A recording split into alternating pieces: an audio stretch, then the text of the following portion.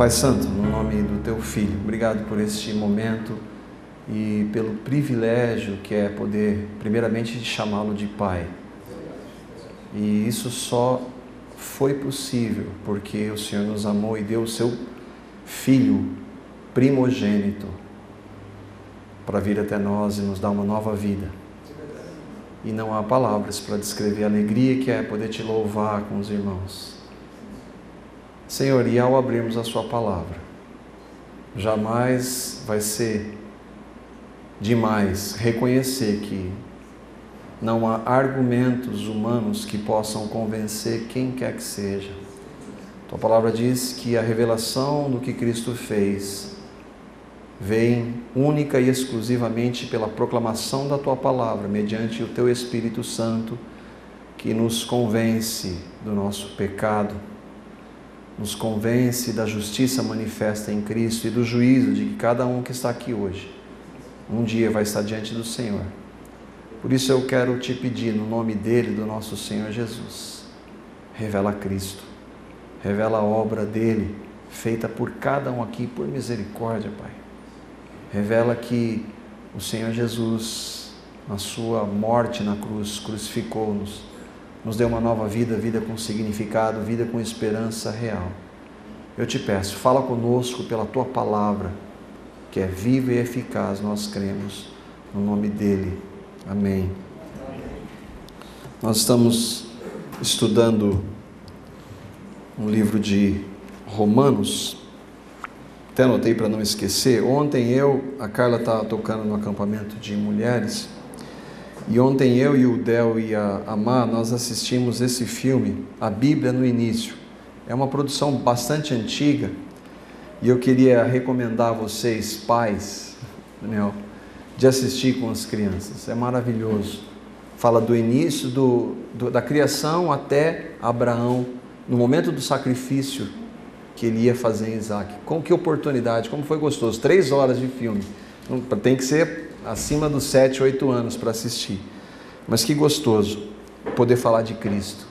Falar para eles, o Senhor não deixou Abraão matar Isaac, mas ele matou Jesus, crucificou Jesus por nós. Então é uma oportunidade de falar do Senhor. Eu fiquei muito, muito contente ontem, 3 horas, as crianças assistindo todo o tempo, foi tão gostoso a gente poder falar depois. Bom, vamos lá para Romanos, no capítulo 1. Nós vimos na semana passada o versículo 1. Talvez nós andamos pouco, porque nós fizemos uma introdução, talvez um pano de fundo, mostrar um pouquinho da história de quem era Paulo, de quem era Saulo, da conversão dele, dos propósitos da carta que ele escreve aos irmãos lá de Roma. E nós então só ficamos ali no versículo 1. Mas hoje eu espero que nós possamos andar um pouco mais na direção do Senhor, para a honra e para a glória dEle. Vamos lá para Romanos então, capítulo 1. Paulo, servo de Cristo Jesus, chamado para ser apóstolo, separado para o Evangelho de Deus, o qual foi prometido por Ele, de antemão, por meio dos seus profetas nas Escrituras Sagradas, acerca do seu Filho, que, como homem, era descendente de Davi, e que mediante o Espírito de Santidade foi declarado Filho de Deus com poder, pela ressurreição dentre os mortos, Jesus Cristo nosso Senhor. Por meio dele e por causa do seu nome, recebemos graça e apostolado para chamar dentre todas as nações um povo para a obediência que vem pela fé. E vocês também estão entre os chamados para pertencerem a Jesus Cristo. A todos que em Roma são amados de Deus e chamados para serem santos, a vocês, graça e paz da parte de Deus nosso Pai e do Senhor Jesus Cristo. Lemos lá no versículo 1, falamos um pouquinho, Paulo, quem é Paulo? Servo de Cristo, um escravo por vontade própria do Senhor Jesus, chamado por Deus para ser apóstolo. Nós vimos o que a palavra mostra dos reais apóstolos, hoje num tempo que nós vivemos com tantos apóstolos e algumas apóstolas, né? Nós vimos quais os critérios que Deus estabelece na palavra dele para o apostolado e que foi separado para o evangelho de Deus, algumas das características do verdadeiro apóstolo, dentre elas a proclamação do evangelho de Deus. Uma das principais que nós podemos detectar um verdadeiro apóstolo é se ele anuncia verdadeiramente a Cristo. E aí no versículo 2, nós vamos andar um pouquinho devagar nesses textos. Versículo 2 então diz: o qual foi prometido por ele de antemão, por meio dos seus profetas nas escrituras sagradas. O qual, o que ele está falando? O evangelho de Deus, que havia sido prometido por quem? Pelo próprio Deus. E é interessante que nós pararmos para pensar quando que foi essa promessa. O quando que Deus estabeleceu que Jesus viria? Será que foi porque ele tentou alguns planos, criou o homem e ele pensou, esse homem ele vai me obedecer, vai seguir os mandamentos e nós vamos ter um bom relacionamento, mas de repente Deus se viu Adão e Eva desobedecendo e ele não sabia que isso ia acontecer e Deus pensou, e agora o que eu vou fazer? E aí quem sabe eu estabelecendo algumas leis, alguns mandamentos para eles seguirem, eles possam seguir esses mandamentos, me obedecendo, então restabelecer um relacionamento comigo. E aí então ele manda os mandamentos, manda o Velho Testamento, a lei de Deus, para que aqueles homens e mulheres obedecessem, mas mais uma vez aqueles homens e mulheres não conseguem obedecer, e aí ele pensa, puxa, e agora? Desobedeceram no início quando não havia pecado, e desobedecem os meus mandamentos, então eu vou ter que dar um jeito e mandar o meu filho lá para salvar esse povo, não tem, eu vou ter que tentar essa terceira alternativa. Será que foi assim? Não, não foi assim, e a palavra é rica em mostrar que não foi.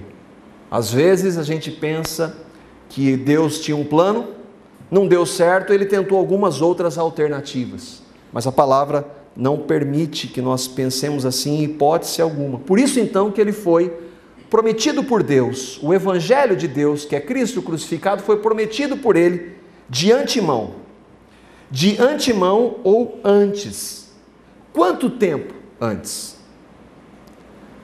Essa é uma ótima pergunta para nós analisarmos a palavra.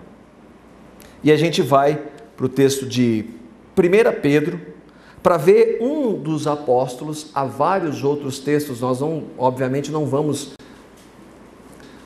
trabalhar com todos eles, mas alguns dos principais e dos apóstolos que o Senhor chamou, dentre eles Pedro. Pedro está dizendo lá em 1 Pedro capítulo 1, que nós fomos salvos pelo precioso sangue de Cristo, o sangue de Jesus que nos purifica de todo pecado. E aí no versículo 20 de 1 Pedro, capítulo 1, ele vai dizer isso. O qual, esse Senhor que nos salvou e nos purificou pelo sangue derramado, o qual, na verdade, em outro tempo foi conhecido. Muito antes de nós sequer existirmos, e não nós aqui, do homem existir, e não do homem, da criação existir, nos tempos eternos, ainda antes da fundação do mundo, esse Jesus, mas manifestado nestes últimos tempos por amor de vós. Deus preparou a salvação para o homem antes de criar o homem, antes de criar o universo. Não foi um plano que Deus tinha e que não deu certo, o homem não conseguiu obedecer, então eu vou ter que dar um jeito, não. Deus já sabia de tudo isso e nós não conseguimos compreender como isso funciona. Mas a palavra diz que esse Deus soberano, criador de todas as coisas, criou um homem com uma capacidade de escolha e esse homem optou por não querê-lo.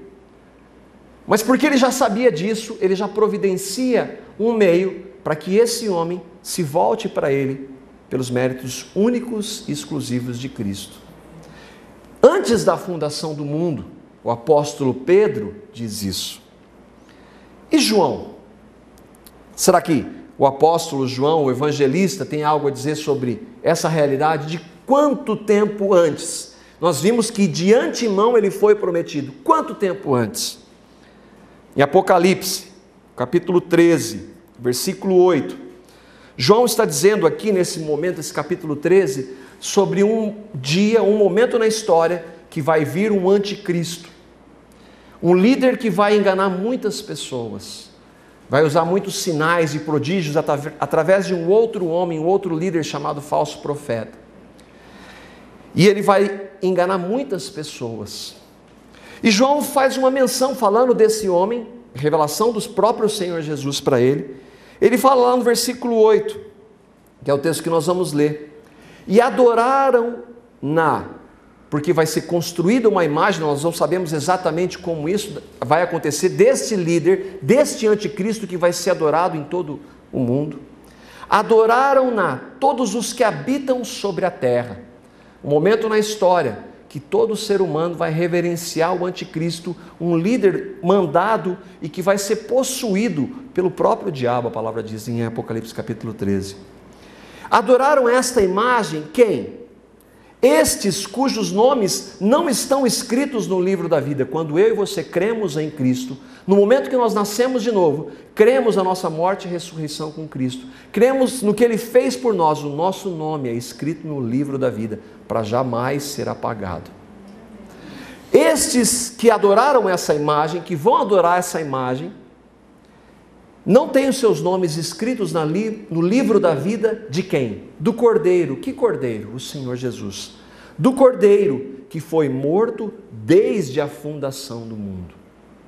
De antemão, Paulo está dizendo lá em Romanos, antes da fundação do mundo, Cristo já havia morrido por nós pecadores, porque não havia uma outra possibilidade.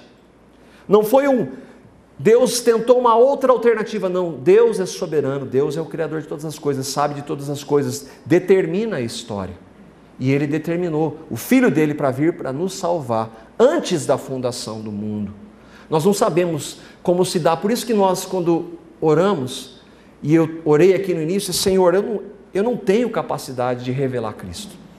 Por mais argumentos que eu tente usar, eu e qualquer cristão que um dia nasceu de novo sabe disso, nós não temos essa capacidade. Porque um dia nos foi revelado pela vontade soberana de Deus, pela ação do Espírito, que nós éramos pecadores e que só Cristo podia nos salvar. Mas nós sabemos que essa revelação veio pela proclamação da palavra. E por isso que nós proclamamos e falamos de Cristo, e precisamos anunciar Cristo a tempo e fora de tempo, para que mais pessoas ouçam e, movidas pelo Espírito, creiam que eles foram salvos antes da fundação do mundo. Um outro apóstolo que vai falar da mesma realidade, aliás, Paulo, mas em outro texto, no livro, na carta de Paulo aos irmãos lá da cidade de Éfeso, ao afirmar que fomos abençoados nas regiões celestiais em Cristo, uma realidade, nós estamos hoje, nós os que cremos, que nascemos de novo, estamos assentados nas regiões celestiais em Cristo. Mas espera aí, como isso se dá se eu estou aqui agora? Mas pela fé eu estou lá. Da mesma fé que me fez morrer no corpo santo de Cristo há 2000 anos e que me purificou, que me deu uma nova vida. Não existe diferença entre essa fé que nós vemos no texto de Efésios e essa que nos revela que Cristo morreu a nossa morte e que nos elegeu antes da fundação do mundo, é o texto que Paulo vai dizer aos irmãos de Éfeso. Como também nos elegeu nele antes da fundação do mundo. Isso não é uma força de expressão, isso é a mais pura realidade. Antes de tudo ser criado, Deus já tinha colocado aqueles que creem no Filho dele no corpo santo. Você faz parte dessa realidade? Você tem certeza de que você é um destes eleitos? Você tem convicção? Eu não tenho a capacidade de revelar, mas o Espírito Santo, pela proclamação, tem, e ele incomoda o nosso coração. E a palavra diz que nós não devemos endurecer, quando nós ouvirmos a voz do Espírito, nós não devemos endurecer o nosso coração e dizer, Senhor, eu creio no que o teu Filho fez. Se você crê, você pode ter certeza que você é um eleito do Senhor. Eu estava pesquisando e encontrei um irmão que faz essa citação de que Cristo nos elegeu, nos salvou antes mesmo de nós termos sido criados. A Bíblia nos diz que o Cordeiro foi imolado antes da fundação do mundo. mostrando-nos que a crucificação de Jesus foi apenas uma manifestação daquilo que já havia sido feito antes da criação e, portanto, do pecado em si. Eu estou sentado literalmente nas regiões celestiais? Eu não, Marco, eu estou aqui, mas pela fé eu estou lá. O Cristo foi imolado antes da fundação do mundo e veio a se concretizar quando Jesus veio morrer literalmente. Mas aquilo já havia acontecido antes. Da mesma forma que hoje, pela fé, eu estou nos lugares celestiais, isso vai se concretizar um dia, porque um dia eu vou estar lá literalmente com o Senhor. E é disso que ele está falando. O Cordeiro já havia morrido no lugar do homem, já havia morrido em nosso benefício, nos feito morrer no seu corpo santo na cruz, a fim de que o homem não precisasse morrer devido ao seu pecado essencial, o seu pecado original, porque nós nascemos em pecado, não podemos mudar isso. Em Roma, os judaizantes, que eram judeus que haviam crido em Jesus, porque os primeiros cristãos foram judeus. Os primeiros que receberam a Cristo, que nasceram de novo, eram judeus. Paulo, Pedro. Mas havia alguns que estavam colocando algumas regras. Não era suficiente crer somente em Jesus. Precisava trazer alguns resquícios da religiosidade judaica. E eles estavam criticando Paulo, dizendo que ele havia abandonado a lei, que ele havia abandonado o Velho Testamento para nós hoje. Que eles não tinham o que nós temos hoje no Novo Testamento. Mas Paulo então vai lembrar que este Evangelho de Deus foi prometido por Deus nas Escrituras. Nós vimos que ele foi prometido de antemão, muito antes de tudo ser criado, mas também nas Escrituras. Nas Escrituras, os judeus que estavam dizendo que não era somente pela graça, ele está dizendo, irmãos de raça, judeus, o que eu estou dizendo não é uma invenção minha. Olhe aí na sua Escritura, olhe na Torá, que é o Velho Testamento, o Pentateuco, ou no Tanakh, que é o Velho Testamento, está tudo escrito aí. Os profetas falaram desse Jesus que eu estou falando para vocês, e que nós somos salvos somente pela fé nele. Não estou inventando isso, eu não estou deixando o judaísmo, porque o verdadeiro judaísmo é crer no que Cristo fez, é crer no Messias que foi prometido. Não é invenção minha, eu não estou abandonando a fé em Deus, pelo contrário, eu estou confirmando a fé. E aí então, é que ele vai falar, voltamos lá para o versículo 2, o qual foi prometido por ele, por Deus de antemão, antes da fundação do mundo, e que está escrito onde? Nós acabamos de citar os textos da palavra que mostram que ele foi morto antes da fundação do mundo. Nós citamos textos do Novo Testamento dos apóstolos. Mas Paulo está falando para aqueles irmãos, olhem para o Velho Testamento e vejam Jesus, vejam o Messias, pois o Messias que nós esperamos é o Jesus a quem eu anuncio. E aí ele diz, por meio dos seus profetas, nas Sagradas Escrituras. Então o que ele está dizendo? O Jesus que eu estou anunciando foi prometido de antemão para nós, os judeus, nas Escrituras Sagradas. Onde é que está isso? Primeiro, quando nós vemos Sagradas Escrituras na boca dos apóstolos, quando nós falamos Sagradas Escrituras para nós, o que nós temos em mãos? Velho e Novo Testamento, está evidente para nós. Mas aqueles irmãos não tinham o Novo Testamento ainda, eles estavam escrevendo o Novo Testamento. Então quando ele fala Sagradas Escrituras é só o Velho Testamento. Mas como Paulo vê Jesus no Velho Testamento, sendo que o nome Jesus não é mencionado nenhuma vez? Como que ele vê o Messias no Velho Testamento, o ungido de Deus, se ele não é falado? Ou melhor, onde ele vê? E onde que ele está falando? Primeiro, Bíblia, Sagradas Escrituras para eles, Velho Testamento, Palavra de Deus. Para nós hoje, continua o Velho Testamento e o Novo Testamento, as cartas dos apóstolos, os evangelhos. Em 2 Timóteo, no capítulo 3, os versículos 14 a 17, o mesmo Paulo, quando ele está escrevendo para aquele irmão, pastor Timóteo, ele vai falar dessas escrituras e que estão falando desse Jesus. Olha lá. Quanto a você, porém, permanece nas coisas que aprendeu. No que, Paulo? Timóteo. Paulo está dizendo para Timóteo, permanece nas coisas que você aprendeu. Claro que o que ele aprendeu era só no Velho Testamento, ele não tinha ainda o Novo Testamento que nós temos. E das quais tem convicção, pois você sabe de quem o aprendeu. Porque desde criança você conhece as sagradas letras, que são capazes de torná-lo sábio para a salvação mediante a fé em Cristo Jesus. Timóteo, a salvação mediante a fé no Filho de Deus está lá no Velho Testamento. Velho Testamento para nós, esse é um termo nosso. Você sabe isso desde criança, você foi ensinado desde criança. Então é possível sim nós pegarmos o Velho Testamento e falarmos de Jesus. É possível nós pegarmos o sacrifício que Abraão ia realizar com Isaac, dizendo, filho, falei, mas você está entendendo que quando Deus mandou Abraão sacrificar Isaac, ele estava mostrando Jesus lá na frente, e eles conseguem entender? É disso que ele está falando. E aí, toda a Escritura, para nós hoje, Novo Testamento, Velho Testamento, tem esse propósito. É inspirada por Deus, é palavra de Deus, é a infalível palavra de Deus, é a inerrante palavra de Deus.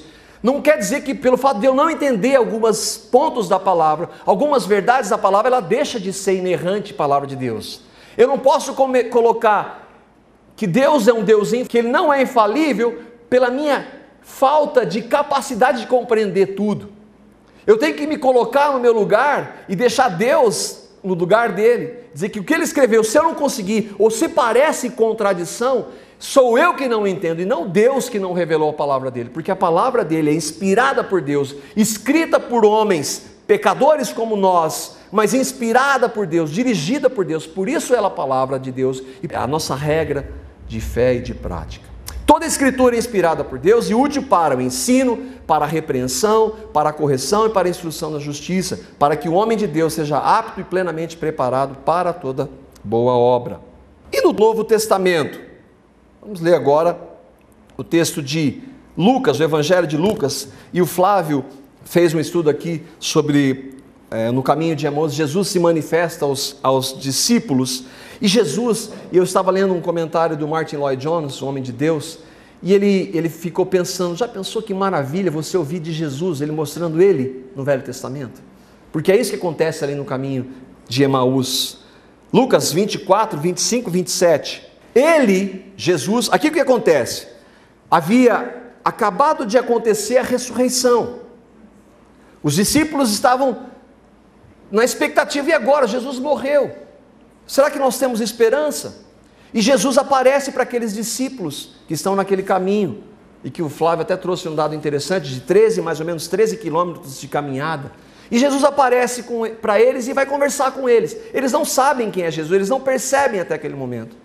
E aí então ele disse, Jesus disse a esses discípulos, como vocês custam a entender e como demoram a crer em tudo o que os profetas falaram, que foi revelado de antemão nas Escrituras, que é onde a gente não foi ainda para o Novo Testamento. Não devia o Cristo sofrer essas coisas para entrar na sua glória? Jesus está dizendo, não deveria o Cristo, de acordo com as Escrituras, morrer na cruz para entrar na sua glória? Isso é promessa do Velho Testamento. Vocês não conseguem ver nas Escrituras isso? E começando por Moisés e todos os profetas, Jesus então parou, e vamos ler aqui, discípulos, e parou ali um momento na caminhada, e foi mostrar para ele onde ele estava. Até agora eles não estão percebendo quem? O Jesus que está mostrando para ele na palavra é aquele que havia morrido e ressuscitado. E explicou-lhes o que constava a respeito dele, Jesus, em todas as Escrituras. Em todas as Escrituras. Não somente nos profetas, nos Salmos, em Gênesis, no Êxodo, em todas as Escrituras. O objetivo da Escritura é revelar Cristo. Aqui nós vemos o texto de Pedro, e é interessante e que serve de consolo para nós. Nós falamos de Velho Testamento e do Novo Testamento. São Escrituras também. E Pedro vai escrever, o apóstolo Pedro, há um momento que ele vai escrever do apóstolo Paulo, e ele vai dizer algumas palavras que para nós servem de consolo também. Mas o propósito não é esse, a gente vai passar por ele. 2 Pedro, capítulo 3, versículos 15 a 16. Agora nós estamos vendo que o Novo Testamento, o que Paulo, Pedro, Lucas, João, Tiago escreveram e os outros escreveram, são escrituras também. E esse texto vai mostrar. Tenham em mente, Pedro falando, que a paciência de nosso Senhor significa salvação, como também o nosso amado irmão Paulo lhes escreveu. Pedro está lembrando, irmãos, Paulo escreveu algumas cartas para vocês, Deus o dirigiu, com a sabedoria que Deus lhe deu. Deus deu sabedoria a Paulo, para escrever o que ele escreveu, e nós estamos lendo a palavra de Deus pelas mãos de Paulo. Ele escreve da mesma forma, uma maravilha. Nós estudamos há pouco tempo Tito, e nós vamos ver que muito que Tito fala, o que Paulo fala para Tito, fala em Romanos, fala em Efésios, fala em Gálatas. A gente vai ver até alguns textos. Ele escreve da mesma forma em todas as suas cartas, falando nelas destes assuntos. Suas cartas, e aqui é o nosso consolo, contém algumas coisas difíceis de entender, é verdade. Nós somos pecadores, falíveis, e às vezes a gente tem algumas divergências entre aqueles que creem. E se Pedro, escolhido pelo Senhor Jesus, diz isso sobre os escritos de Paulo, será que eu e você podemos ter um consolo de que alguns pontos que nós não conseguimos compreender? É claro que sim. Não quer dizer, então, já que eu não compreendo, eu não vou buscar a revelação, estudar a palavra. Não é pretexto, não, eu não entendo isso, não quero nem saber. Não, eu quero saber, vou buscar a revelação do Senhor. Mas se eu não conseguir compreender algumas verdades, e nós vamos ver isso em Romanos, daqui a alguns meses eu espero, algumas verdades que nós não conseguimos compreender totalmente. E eu posso ter um consolo, que eu não preciso entender totalmente de todas as coisas, dos fundamentos sim. Pontos difíceis de entender, as quais os ignorantes, e aí vem aqueles que torcem a palavra, como também o fazem com as demais escrituras. O que a gente está vendo? Pedro está dizendo que o que Paulo escreveu são escrituras também. Então alguns torcem as escrituras de Paulo e as escrituras do Velho Testamento. As demais escrituras. Então, o que Paulo escreveu é escritura também, o que Pedro escreveu é escritura também. Voltando para Romanos. Mas aqui, escrituras, Paulo se refere, porque foi prometido de antemão pelos profetas nas sagradas escrituras. De quem? Ou alguns exemplos que nós podemos ver na palavra. E aí eu vou passar rapidamente alguns desses textos. Há muitas profecias. Paulo está escrevendo para combater aqueles judaizantes que diziam que ele estava abandonando a fé em Deus. E aí ele vai dizer, irmãos de sangue, vamos ver Jesus no Velho Testamento? Vamos ver Miqueias, por exemplo, que foi escrito somente 750 anos antes de Jesus, o que Miqueias falou? Capítulo 5, versículo 2.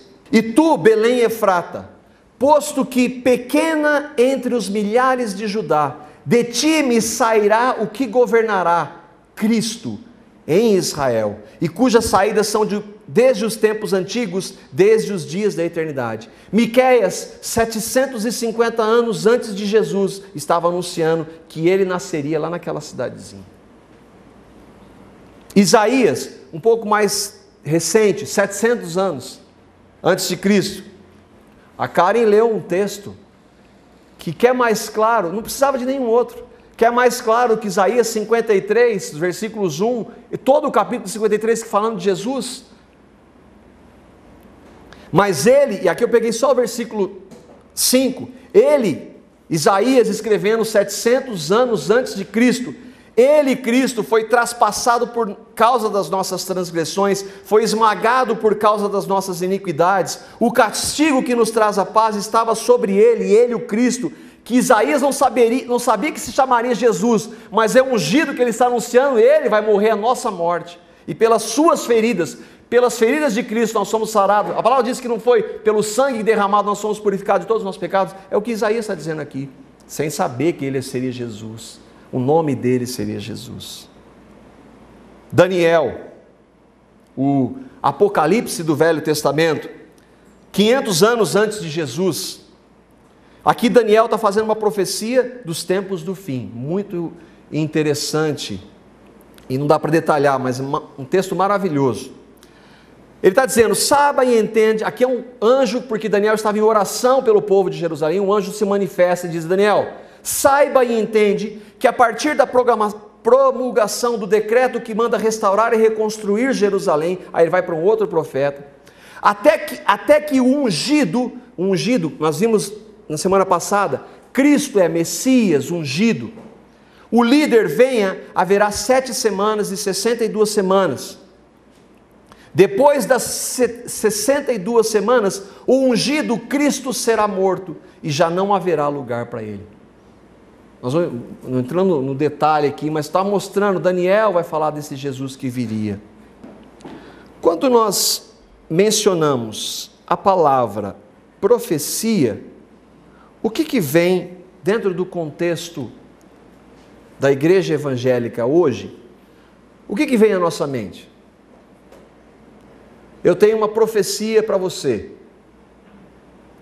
Quer dizer, eu vou revelar alguma coisa. Deus falou para mim que vai acontecer alguma coisa na sua vida. Não é isso o contexto de profecia que se tem hoje? Mas profecia é isso, biblicamente. Deus pode revelar sim a textos, há casos no Novo Testamento acontecendo. Mas esse é o propósito da profecia? Não. Qual que é o propósito da profecia? Falar acerca do seu filho. Romanos capítulo 1, versículo 3. Acerca do seu filho, nós estamos continuando no texto, que como o homem era descendente de Davi. O propósito da profecia é proclamar Cristo. Não é revelar para você com quem você vai casar. Não é revelar para você que Deus vai depositar um dinheiro na sua conta, pagar todas as suas dívidas. O propósito da profecia é acerca do seu filho. É disso que Paulo está dizendo. O objetivo da profecia, das profecias, é Cristo e este crucificado. As profecias mostravam que aqueles homens não tinham a clareza que nós temos hoje. Nós temos a maravilha das cartas escritas, que nos revelam que até então para aqueles homens, os profetas escolhidos por Deus, era um mistério.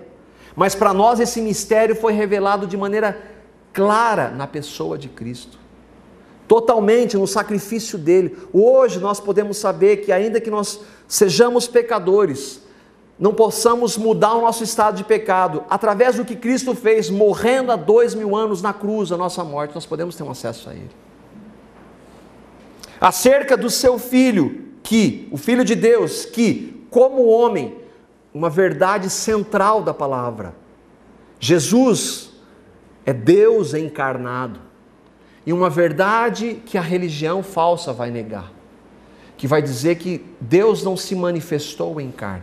E essa é uma característica muito clara das principais religiões, e talvez a principal religião hoje no mundo, que fala de Jesus como um profeta, como um homem de Deus, que é inclusive citado no Alcorão, que é o livro do islamismo, fala de Jesus.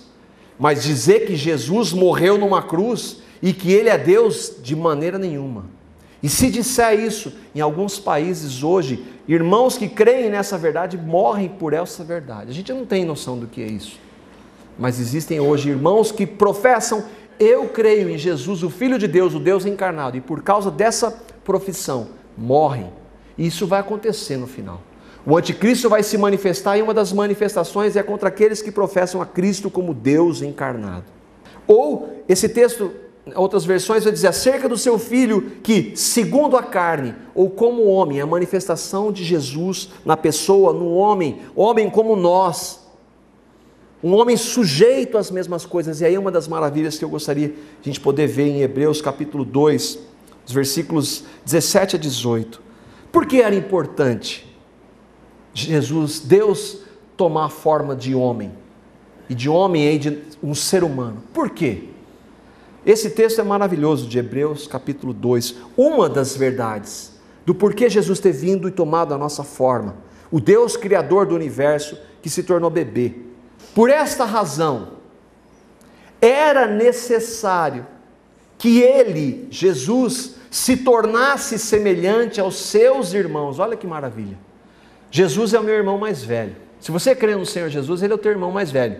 Ele era o unigênito, e depois ele passou a ser o primogênito. O unigênito era o único filho de Deus. Depois passou a primogênito, primeiro, Porque depois dele vieram vários outros, dentre os quais nós fazemos parte.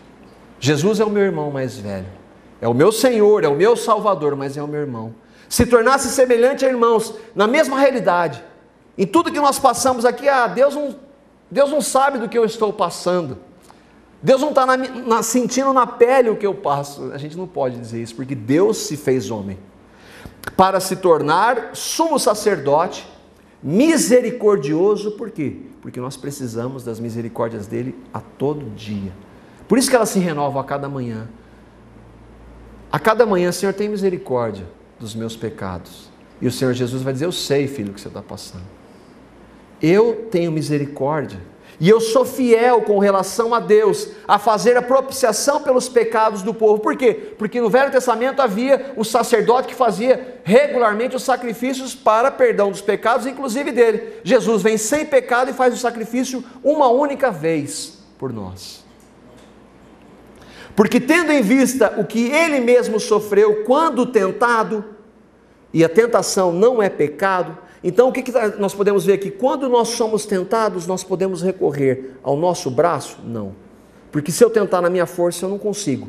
Mas Senhor Jesus, a tua palavra diz que o Senhor foi tentado em tudo sem pecado. Então Senhor, o Senhor habita em mim, capacita-me nessa situação a não pecar contra o Senhor. Eu sei, Senhor, que ainda que eu peque, não vai negar o que o Senhor fez por mim. Mas é porque o Senhor fez por mim, pelo aquilo que o Senhor fez por mim, é que eu não quero pecar. Eu sei que eu não posso, mas eu recorro ao Senhor, que foi tentado em tudo, inclusive nessa minha tentação. Senhor, me capacita a viver para a tua glória. Essa é a verdade de Cristo crucificado. Isso não é um chavão, isso é mais pura verdade. Não sou eu tentando, mas é Cristo em mim. Ele é capaz de socorrer aqueles que também estão sendo tentados. Todos nós. A todo momento, Senhor, me capacita, me dá vitória para a tua glória. O Senhor habita em mim, Senhor, então manifesta a sua vida, literalmente, na minha vida. Continuando, acerca do seu filho, filho de Deus, como homem, Jesus se fez homem, era descendente de Davi. Por quê? Deus estabeleceu que o Messias teria que vir dos judeus. Deus poderia ter dito que o Messias viria dos brasileiros. Não tem diferença, eles não são especiais. O que os fez especiais é que Deus escolheu. Nós somos salvos não porque nós somos bons, porque Deus nos salvou. Deus escolheu um povo, o povo judeu, para trazer o filho dele, antes da fundação do mundo. Antes que houvesse pecado, antes que houvesse lei, Deus havia estabelecido que Jesus viria. E Jesus vai falar isso, lá no texto de João, capítulo 4. Os versículos 22, 25 e 26. E aqui é interessante que Jesus é um judeu, mas ele vai falar para uma mulher samaritana que era detestada dentre os judeus. E que não podia sequer conversar com o judeu, mas ela vai conversar com Deus encarnado. João capítulo 4, versículos 22, 25 e 26. Jesus está conversando com a mulher samaritana. Ele está se revelando para ela. Jesus disse para ela: vocês samaritanos adoram o que não conhecem. Nós adoramos o que conhecemos, pois a salvação vem dos judeus. Disse a mulher: eu sei que o Messias, o Cristo, o ungido, está para vir. Quando ele vier, explicará tudo para nós. Então Jesus, já imaginou? Jesus diz: eu sou o Messias. Sou eu que você está esperando. E ela duvidou? Não, ela creu. Uma mulher bastante pecadora para nós, né? Mas que creu no Senhor. Eu que estou falando com você, sou o Messias, aquele que você espera. E o que é maravilhoso, o que ela faz? Vai pregar o Evangelho. Ela sai de lá e vai falar dele. Isso deveria nos constranger a isso.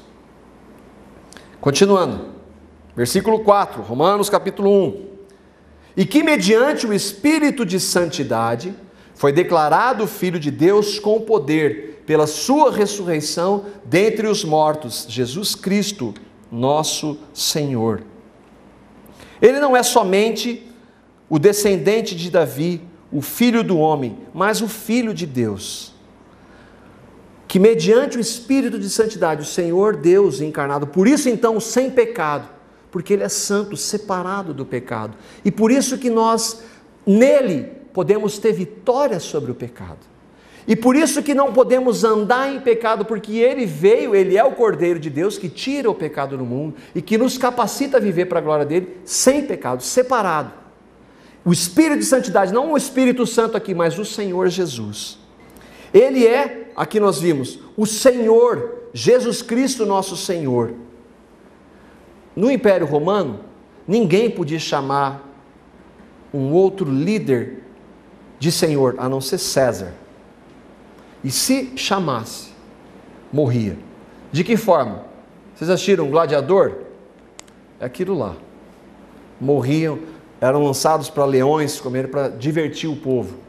Não podia chamar Jesus de Senhor, mas os cristãos criam no Senhor Jesus e Ele é Senhor, e morriam por causa dessa verdade do Jesus Cristo, nosso Senhor. Olha o que Martin Lloyd-Jones diz, porque alguns, não, Jesus é o Salvador, Ele veio para me salvar, então eu faço o que eu quero da minha vida. Ensinar especificamente que se pode ter Cristo como Salvador, sem o ter como Senhor, não passa de pura heresia. Nós não podemos desvencilhar o Cristo Salvador do Cristo Senhor. Ele veio para me salvar dos meus pecados e veio para ser Senhor da minha vida. Nós vimos semana passada. Senhor é o quê? Dono da minha vida, dono da minha vontade. Ele tem que governar o meu ser por completo. Nós sabemos que se nós errarmos, nós não perdemos o nosso Salvador, mas sofremos as consequências por não tê-lo como Senhor. Versículo 5. Por meio dele e por causa do seu nome recebemos graça e apostolado. Paulo está lembrando do versículo 1. Para chamar dentre todas as nações um povo para a obediência que vem pela fé. Paulo foi escolhido por Deus para trazer o evangelho para nós. Porque nós aqui, até onde eu sei, não tem nenhum descendente de judeu aqui. Todos nós somos gentios. Então Deus escolheu Paulo na sua soberania para trazer o evangelho para nós. É disso que ele está falando. E é interessante lá em Atos capítulo 9, no momento que Deus separa Paulo, pouco tempo depois de Jesus se revelar a Paulo, ele vai falar com Ananias, um discípulo do Senhor. E o Ananias vai falar para o Senhor, numa contradição: Senhor, mas esse homem aí é perseguidor de cristãos. Ele falou assim: não, mas se eu sou Senhor, deixa que eu sei o que eu estou fazendo. Jesus vai falar. Atos capítulo 9, versículos 10, 15 e 16. Em Damasco havia um discípulo chamado Ananias. O Senhor o chamou numa visão: Ananias. Eis-me aqui, Senhor, respondeu ele. Mas o Senhor disse a Ananias: vá. Este homem, o Paulo, que foi chamado para ser apóstolo, foi escolhido pelo Senhor Jesus para falar dele, não dele Jesus, não dele Paulo. Este homem é meu instrumento, escolhido para levar o meu nome perante os gentios e os seus reis, e perante o povo de Israel. Mostrarei a ele o quanto deve sofrer pelo meu nome. Por que a gente está vendo isso? Só voltando aqui. Por quê? Por meio dele e por causa do seu nome recebemos graça e apostolado. Eu, Paulo, estou aqui não para falar de mim. Eu estou aqui para falar de Cristo. Eu estou aqui amando dele, é para falar dele. Então, por isso, o Senhor Jesus disse: você vai sofrer por meu nome, por causa do meu nome. Havia mérito em Paulo? Não. Paulo era perseguidor de cristãos. Paulo não queria nada com Jesus. Mas quando ele encontra Cristo, primeiro encontro dele, ele o chama de Senhor. O objetivo do apóstolo era, diferentemente de hoje, anunciar a Cristo e não fazer dele um grande sucesso, um apóstolo de sucesso. Aqui o texto de Gálatas, capítulo 3, versículos 1 a 3. Porque Paulo foi chamado pela graça, nós acabamos de ver. Por meio dele, por causa do seu nome, recebemos graça e apostolado. Então Paulo vai escrever para os irmãos da Galácia que estavam confundindo. Havia lá na Galácia também alguns judaizantes que estavam querendo colocar juntamente com Jesus regras Então Paulo vai escrever para eles. Por quê? Porque nós somos tentados a isso também. E aí então ele escreve: ó Gálatas insensatos, é o mesmo Paulo, quem os enfeitiçou? Enfeitiçou? Do que ele está falando?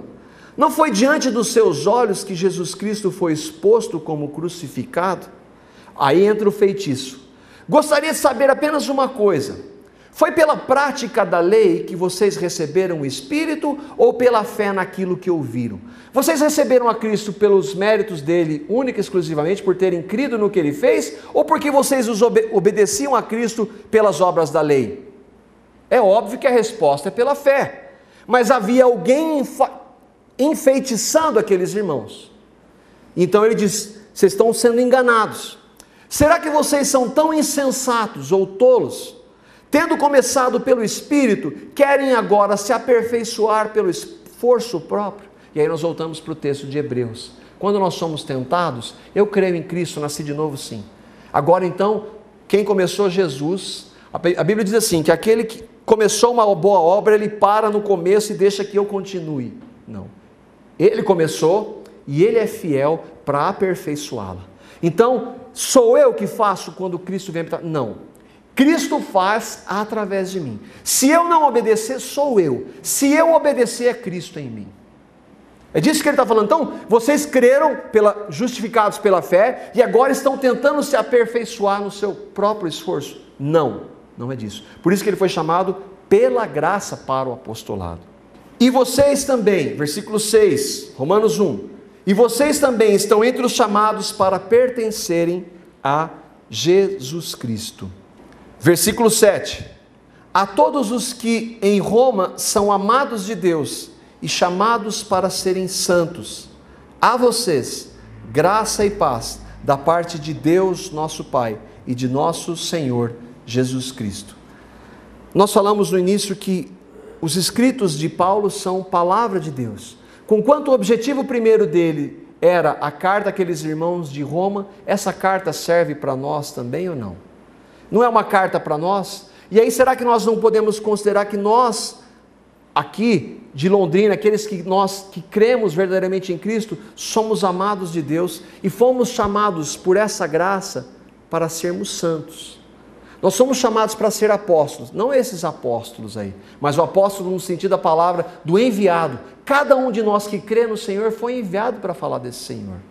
Não esses apóstolos que estão aí, mas nós somos chamados para ser reflexo de Cristo, anunciar o Senhor Jesus e para sermos santos. Por quê? Porque Ele, o Senhor, é santo. A vocês, e por isso que nós saudamos com a graça e a paz. Por isso que a saudação na igreja é de graça e paz. Não é que isso é uma repetição, é um chavão, não. Por quê? Porque em Cristo, chamados como Paulo foi, nós somos, pela sua graça. E nele, somente nele, o que ele fez por nós, é possível nós termos paz. Somente através do que Cristo fez. A todos os que estão em Londrina, são amados de Deus. Nós somos amados de Deus. A manifestação dele é quando ele mandou Jesus, que morreu por nós, sendo nós ainda pecadores. A ênfase do amor dele. E chamados para sermos santos. No nosso braço, não. Mas Cristo, se nós cremos em nós, vai nos capacitar a ser santos. A vocês, a nós, graça e paz da parte de Deus, nosso Pai, e de nosso Senhor Jesus Cristo. Amém?